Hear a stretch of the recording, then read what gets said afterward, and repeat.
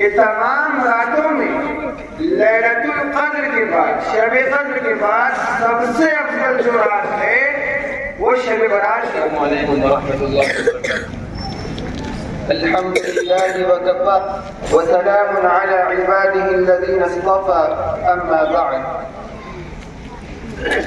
علی الوقار، قابل صد افتخار، محترم المقام پرنسپل صاحب، عالی المقام قابل صد تکریم جناب وائس پرنسپل صاحب، اساتذہ کرام اور عزیز طلبہ و طالبات،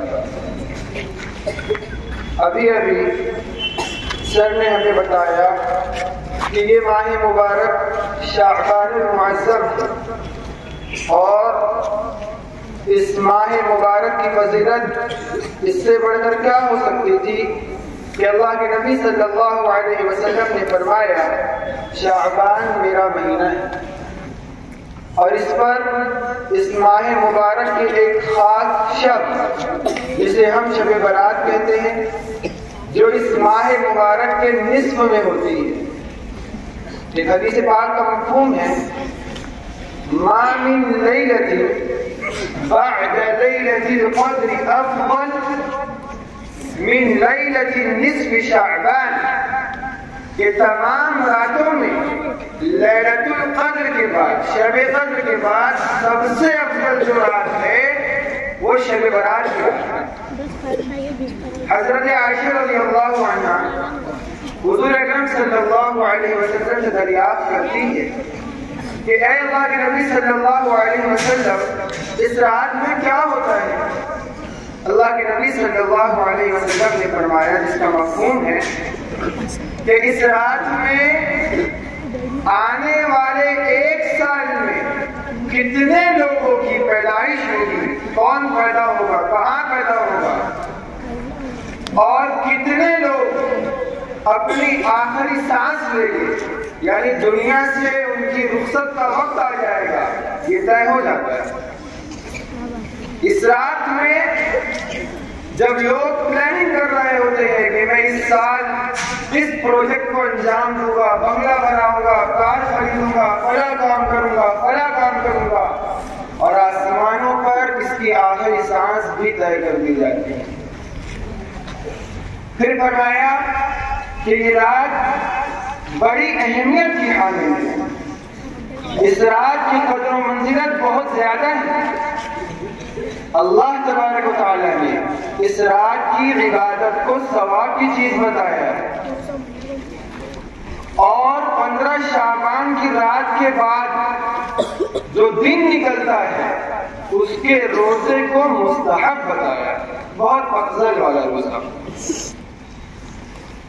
اسی حدیث پاک کا مفہوم ہے کہ 15 شعبان کی رات جب لگتی ہے، جب شروع ہوتی ہے، تب سے لے کر صبح صادق کے طلوع ہونے تک اللہ تبارک و تعالی اعلان فرماتے ہیں ہے کوئی مانگنے والا جس کو میں عطا کروں، ہے کوئی اپنے گناہوں کی بخشش چاہنے والا جس کے گناہوں کو میں معاف کروں، ہے کوئی اپنے رزق میں وسعت چاہنے والا جس کے رزق کو میں بڑھا دوں، ہے کوئی ایسا، ہے کوئی ویسا۔ اللہ تبارک و تعالی اعلان کرتے ہیں بندوں سے مخاطب ہو کر کہ مجھ سے مانگو میں تم کو عطا کروں گا، مگر افسوس کی بات ہے کہ ہم لوگ اس رات کو گھومنے اور پھرنے میں اور بازاروں کی رونقوں میں گزار دیتے ہیں، اور اللہ کے سامنے ہاتھ اٹھا کر اپنی زندگی کامیابی نہیں مانگتے۔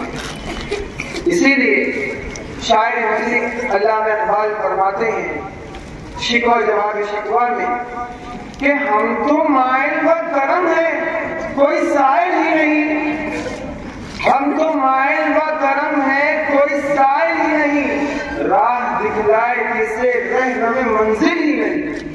کہ اللہ تبارک و تعالی ہمیں عطا کرنے کے لیے، دینے کے لیے تیار ہے، ہمیں سیدھا راستہ دکھانے کے لیے تیار ہے، راستہ پوچھنے والا بھی تو کوئی چاہیے۔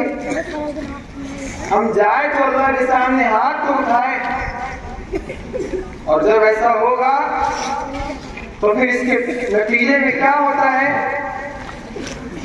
کہ اللہ تبارک و تعالیٰ ہماری زندگی کو کامیاب بنا دیتے ہیں۔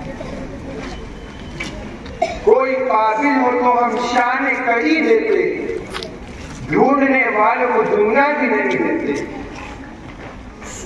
اللہ تبارک و تعالیٰ کے ہاں کمی نہیں ہے، اللہ کے خزانے لامحدود ہیں جو کبھی ختم نہیں ہوتے۔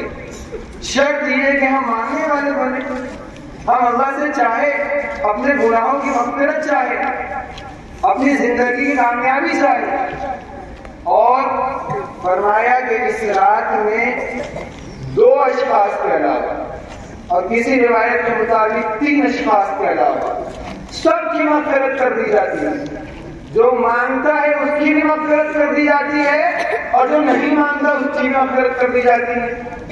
ان 3 اشخاص میں نمبر 1 جو شرک کرتا ہے، جو اللہ کے علاوہ کسی اور کو اللہ کی ذات میں اور اللہ کی صفات میں شریک کرتا ہے کہ اللہ سے تو ہوتا ہی ہے، ساتھ میں اس سے بھی ہوتا ہے، اللہ تو کرتے ہی ہے ساتھ میں یہ بھی کرتا ہے، اسے کہتے ہیں شرک۔ تو اس کی اس رات میں مغفرت نہیں ہوتی۔ دوسرا وہ جو کسی کو ناحق قتل کرے، اس کی بھی اس رات میں مغفرت نہیں ہوتی۔ اور تیسرا وہ جس کے دل میں بغض اور کینہ کہتے ہیں کسی کو کسی شخص پر غصہ ہو اور وہ اپنا غصہ کسی وجہ سے اس پر نہ نکال سکے، تو اس کے دل میں اس شخص کے لیے جو گرانی پیدا ہوتی ہے، اس کیفیت کو، اس احساس کو کینہ کہتے ہیں۔ اور کینہ کا دوسرا نام بغض ہے، اور اس کے ذریعے سے کئی بڑے بڑے گناہ ہمارے دل میں جنم لیتے ہیں۔ تو جس کے اندر کینہ ہے، کپٹ ہے، بغض ہے ایک دوسرے کے لیے، وہ بھی اس رات اللہ تبارک و تعالیٰ کی عام مغفرت سے محروم رہتا ہے۔ وہ رات جسے لیلۃ الرحمہ کہا گیا کہ رحمت کی رات ہے، وہ رات جسے لیلۃ البرکہ کہا گیا کہ یہ برکات کی رات ہے، اور وہ رات جسے لیلۃ البرات کہا گیا کہ یہ چھٹکارے کی رات ہے۔ کائے سے چھٹکارا؟ جہنم سے، جہنم کی آگ سے آزادی۔ برات یعنی چھٹکارا، شب برات چھٹکارے کی رات، جہنم کی آگ سے آزادی کا پروانہ اللہ تبارک و تعالیٰ کی رات میں مرحمت فرماتے ہیں۔ اور فرمایا کہ بنی کلب کی بکریوں کے بالوں کی تعداد سے زیادہ گنہگاروں کو اللہ تبارک و تعالیٰ جہنم کی آگ سے آزاد فرما دیتے ہیں۔